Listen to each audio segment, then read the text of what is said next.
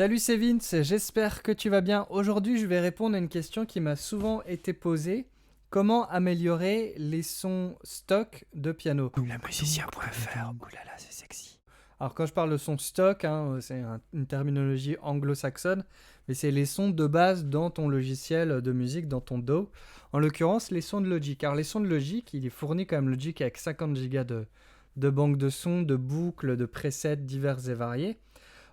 Et une grosse partie de mon boulot sur cette chaîne, c'est de te montrer que c'est largement suffisant pour faire des choses très intéressantes et qu'il y a déjà largement de quoi exploiter en fait ces boucles-là. Et évidemment, on va pas dire que on va rivaliser tout de suite comme ça avec, par exemple, un piano que tu vas acheter 200, 300 euros. L'instrument seul, tu vois, investir seul. Donc, l'idée, c'est d'essayer de bidouiller pour améliorer ces sons de base. Alors, évidemment, que tu sois dans Logic ou pas, ça va t'intéresser. Pourquoi? Parce que ce que je vais faire là, je vais me servir certes des plugins de Logic, mais les plugins de Logic, ils sont communs en fait aux autres logiciels de MAO, donc tu vas pouvoir t'y retrouver. C'est juste voilà, des terminologies, il y a un ou deux petits trucs qui vont un peu changer, mais ça va déjà te donner pas mal d'idées. Donc, on est sur un son bien dégueulasse. J'ai fait une bande son vraiment en mode musique d'ascenseur. Donc c'est juste pour l'exemple en mode house mais la plus cheap qui soit.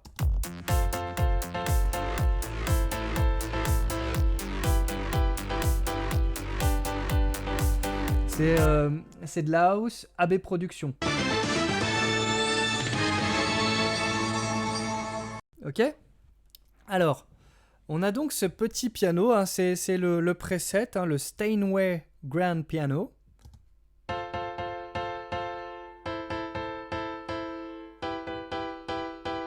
Voilà.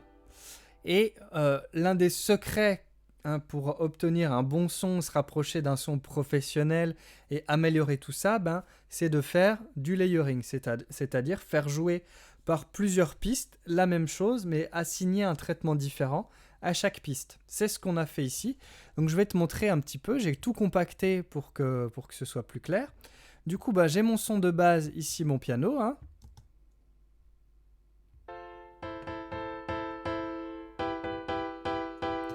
Voilà, donc la seule chose que j'ai faite, c'est que j'ai un tout petit peu creusé ici, parce que de base, les sons synthétiques, ils sont souvent un petit peu arches, un peu agressifs, notamment dans les fréquences aiguës, donc autour des 4-5 000 Hz.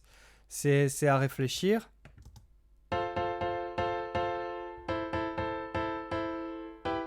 Voilà, ça le mate un tout petit peu, ça lui donne un tout petit peu plus de rondeur. Mais en gros, c'est tout ce que j'ai fait là. Là, sinon, le reste, c'est le preset de base de Logic. Ok. Ensuite, ce que j'ai fait, c'est que j'ai dupliqué exactement la même chose. Et j'ai récupéré le même preset, sauf que ce même preset, j'ai fait un truc un peu de bourrin. J'ai mis une EQ en mode mid-side. Alors, si tu sais pas ce que c'est, j'ai déjà fait pas mal de vidéos là-dessus, donc je t'invite à t'y référer. On enclenche le mode mid-side ici. Ok. Et en fait, ce que j'ai fait, c'est que j'ai bourriné le centre, mais vraiment bourriné. Et encore, je pense que je pourrais y aller encore plus. L'idée, c'est vraiment de creuser à fond pour qu'il reste quasiment plus rien au centre et de juste laisser un peu les aigus. Alors les aigus, tu vois, j'ai coupé des mids et tout. Mais en gros, l'idée, c'est qu'on ait une petite présence sur les côtés de ce piano pour justement qu'il ait dans sa globalité, quand on a toutes nos pistes de piano ensemble, plus de présence. Donc si j'écoute, hop, ce petit piano, voilà ce que ça donne.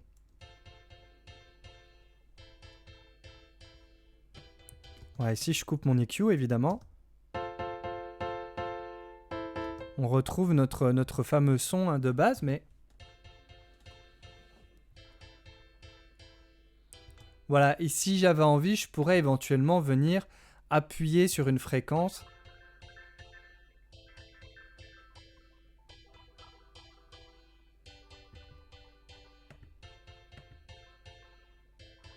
Et tu vois que ça fait tout de suite, ça part un petit peu en couille, là, le son il commence à vriller un peu, donc on va éviter.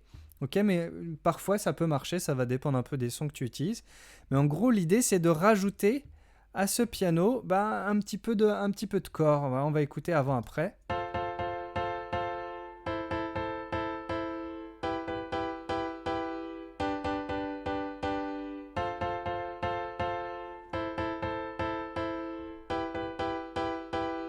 Tu vois, il a plus de présence sur les côtés, c'est quand même assez important pour un son un peu large. On pourrait essayer de bidouiller sur de la spatialisation, voire doubler cette piste et en mettre une à gauche, une à droite.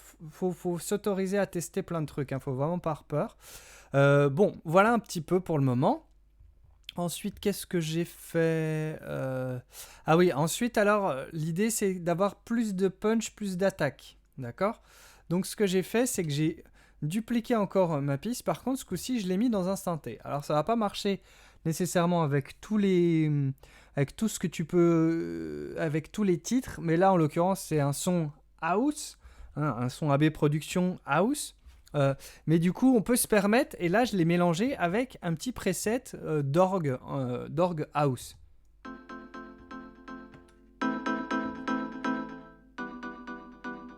En fait, ce qui est intéressant avec ces petits sons plugs, c'est que ça va rajouter de l'attaque, donc de la présence un petit peu percussive sur ton piano.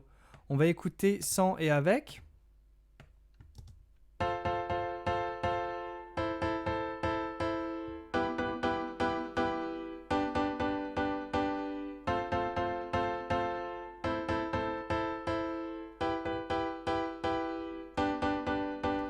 On peut s'écouter déjà notre prod AB Production.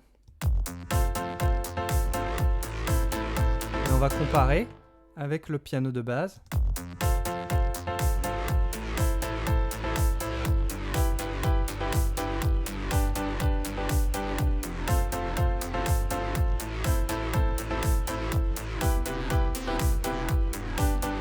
C'est déjà un petit peu plus convaincant quand même. Ensuite, ce que j'ai fait, c'est que... on va écouter... Ah oui, j'ai utilisé l'enveloppeur. J'en ai déjà parlé une fois ou deux. De l'enveloppeur, qui est un plugin très intéressant. Alors, tu peux trouver un plugin de transient, souvent on appelle ça. Les transitoires, en gros, c'est un mot un peu sexy pour dire les attaques. Voilà. Et du coup, ça va te permettre, en gros, de sculpter l'attaque de ton son et un petit peu son comportement dans le temps. En gros, voilà, c'est à ça que sert un enveloppeur. Du coup, là, tu vois que j'ai bourriné l'attaque et j'ai bien diminué ensuite le release. En gros, le temps, comment dire, la durée du son, en gros. Donc, on va écouter en mode solo.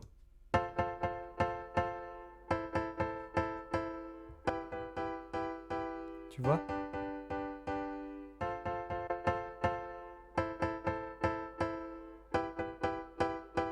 Et je me pose pas la question de me dire ce son est dégueulasse en solo, puisque ce qui compte c'est le contexte global du mix, et finalement, peu importe si ton son tu l'as fait en fouettant un chat un soir de pleine lune, ce qui compte c'est que ça marche. Alors ne maltraitez pas les animaux, je n'aimerais pas que les amis végétaliens ou véganes me tombent dessus. Vous avez remarqué, on dit plus végétalien d'ailleurs, c'est bizarre. Anyway, donc mon attaque ici, tu vois, je la bourrine comme ça.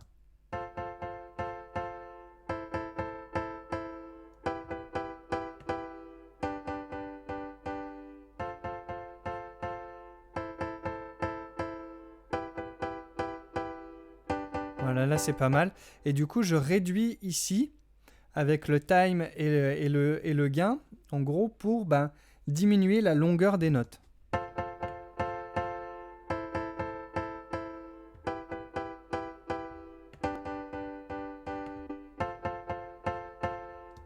Voilà, donc tout seul c'est dégueulasse, mais dans l'ensemble ça va le faire. Ok ? Donc on va écouter avant-après.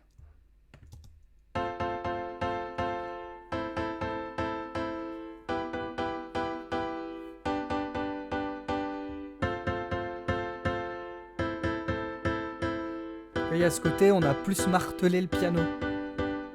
Alors évidemment, pour chacune de ces pistes, je pourrais faire une EQ assez précise. Là, j'en parle pas vraiment, mais ça peut être intéressant. Par exemple, sur ce piano, bon, je pourrais quand même mettre un petit coup de bas.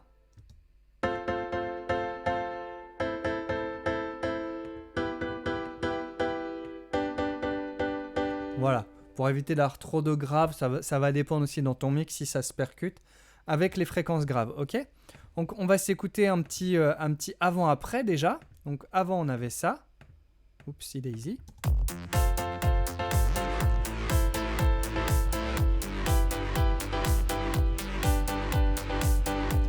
Et maintenant on a ça.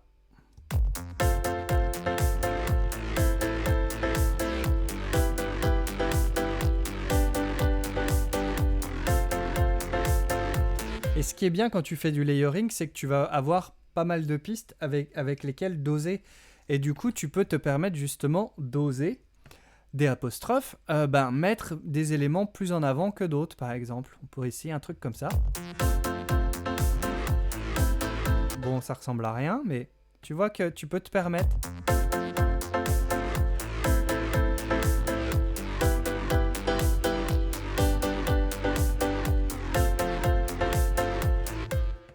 Tu peux te permettre comme ça d'essayer différentes choses. Bon, on va revenir quand même à un truc à peu près normal. Voilà. Ensuite, ce que je fais, c'est que je fais un traitement global pour un peu mélanger toutes ces pistes correctement. Donc, ce que j'ai fait, c'est que j'ai rajouté un petit peu de saturation, toujours avec le Softube, donc qui est gratuit. Je le rappelle.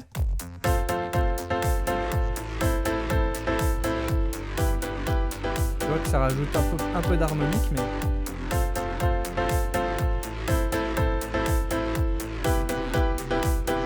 C'est pour ça qu'il faut bien soigner ton dosage avant, c'est que les traitements ensuite que tu mets sur le bus général, enfin sur l'auxiliaire, ils vont s'appliquer à tous et donc ça peut mettre en avant des choses que tu n'avais pas forcément envie de mettre en avant. Ok, ensuite je mets un compresseur multibande. À quoi ça sert ? Ça sert à appliquer une compression différente suivant différents endroits du spectre. Là en l'occurrence, en gros, j'ai un peu diminué. J'ai fait en sorte que ça écrase un peu à certains endroits parce que souvent, et je te l'ai dit notamment avec l'EQ, tu peux le faire aussi, tu as des fréquences un peu agressives dans les aigus, tout ça, qui rappellent le côté MIDI, le côté synthétique.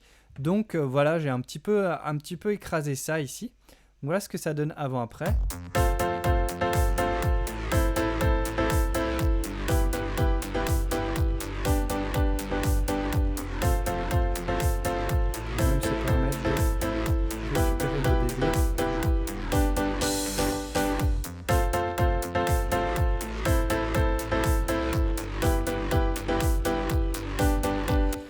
Et comme on a plusieurs pistes qui arrivent dans le même compresseur, une des fonctions du compresseur, c'est aussi de coller les éléments ensemble, puisqu'il va un petit peu, il va un petit peu agir comme ce truc qui vient recouvrir. Et comme il y a plusieurs choses qui passent, qui peuvent dépasser notre seuil, il vient tout aplatir plus ou moins fort. Et du coup, ça permet aussi de lier un peu et de faire en sorte finalement que ces 4 pistes n'en deviennent plus qu'une. Le dernier truc que j'ai rajouté, c'est la cerise sur le gâteau, en l'occurrence ici. C'est juste que j'ai mis un sidechain de bâtard sur le kick. Du coup, on écoute avant-après.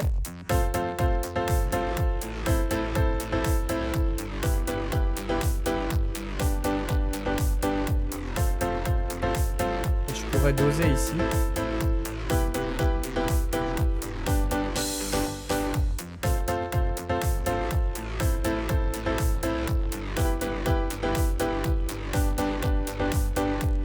Voilà, là c'est vraiment propre au style électro, à toutes ces jolies petites choses. Encore une fois, la sidechain, on en parle souvent, ou tu peux voir ça souvent. C'est pas nécessairement obligatoire, mais c'est vrai que dans les styles électro, dans les styles house, dans les styles de toutes ces joyeuses musiques synthétiques électroniques, c'est un truc qu'on attend, quoi. Ça fait partie maintenant des codes un peu du style, alors libre à toi de les utiliser ou non. Et puis ensuite, ce que j'ai fait juste, c'est un petit envoi dans une reverb.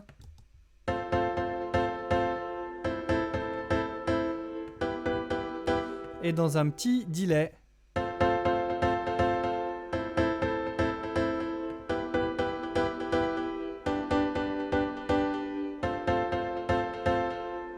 Voilà, juste pour donner ce liant, enfin, là c'est la couche, c'est le polish, quoi.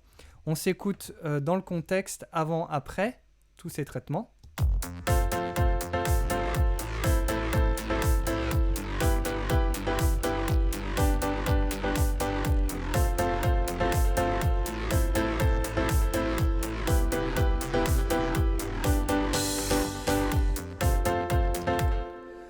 Voilà un petit peu comment tu peux faire pour essayer d'améliorer tes sons de piano. Encore une fois, ça n'a qu'une valeur d'exemple. C'est à toi ensuite d'explorer ce qui va correspondre le mieux à ton morceau, à tes goûts, à tes aspirations. Mais c'est une bonne manière de faire et tu vois vraiment que le layering, c'est sans fin. Ça te permet d'être super créatif aussi, d'enrichir comme ça tout type de son. Ce que je viens de faire là avec un piano, tu peux le faire dans plein d'autres contextes pour d'autres instruments. N'hésite pas à tester. J'espère que cette vidéo t'a été utile. Si c'est le cas, n'hésite pas à laisser un pouce en l'air. Aussi, je fais un petit appel là, on se rapproche lentement mais sûrement des 10 000 abonnés. Le 21 novembre, c'est mon anniversaire et j'aimerais énormément, on sait jamais, hein, mais passer ce petit cap symbolique, ça me ferait plaisir, ça me serait un beau cadeau. Du coup, si jamais tu trouves ces vidéos, ces tutos intéressantes, n'hésite pas à partager ça. Peut-être que tu as des potes qui utilisent Logic ou voilà, tu connais d'autres icônes que ça pourrait intéresser. N'hésite pas à t'abonner si ce n'est pas déjà fait, puis surtout à partager ces vidéos autour de toi, dans ta petite communauté de musiciens. Toi, ça te coûte 1 minute de ton temps, mais moi, ça m'aide vraiment à développer ce projet. Voilà, si tu veux récupérer ce petit dossier, tu as accès à l'espace de ressources. Le premier lien dans la description, comme ça tu pourras regarder un petit peu plus en détail tout ça. Puis il y a plein d'autres ressources, des guides gratuits à télécharger pour t'aider dans ce joyeux monde qu'est la production musicale. Désolé encore pour cette production AB Productions. Jean-Luc Azoulay, si tu nous regardes, big up à toi les filles d'à côté. Je te laisse, fais plein de musique. Ciao.